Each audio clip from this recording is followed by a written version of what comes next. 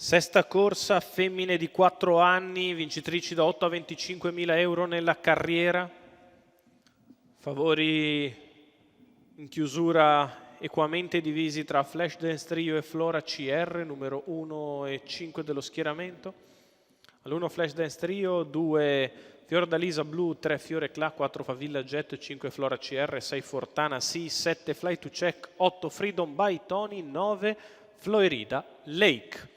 Macchina in accelerazione. Parte piano Fortana Sì dal 6. Partite. È veloce dal centro Favilla Jet con al suo esterno Flora CR, passa Flora CR all'imbocco della prima curva in vantaggio nei confronti di Fiordalisa Blu, di fuori Favilla Jet, non ha fatto partenza Fiore Cla, terza in corda è Flashdance Trio che precede Fly to Check, poi Florida Lake, terza pariglia per Freedom by Tony, ultima posizione all'esterno per Fortana Sì. 15 per i primi 200 metri di corsa, ha preso la testa senza strappare esageratamente Flora CR, ma ora si libera la destra a Flashdance Trio e così il match annunciato si concretizza. 37 per i primi 400 metri di corsa, Favilla Jet ha ripreso in mano quel tanto che è bastato per far uscire allo scoperto Flashdance Trio, la quale è andata in fretta ai lati di Flora CR. 46,7 i primi 600 metri.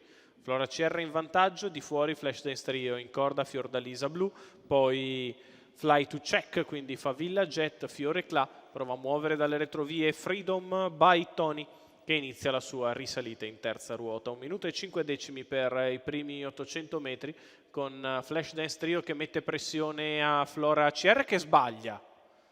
Improvvisa rottura da parte di Flora CR e così Flashdance Trio guida nei confronti di Fiordalisa Blu, poi Fly to Check, quindi Florida Lake.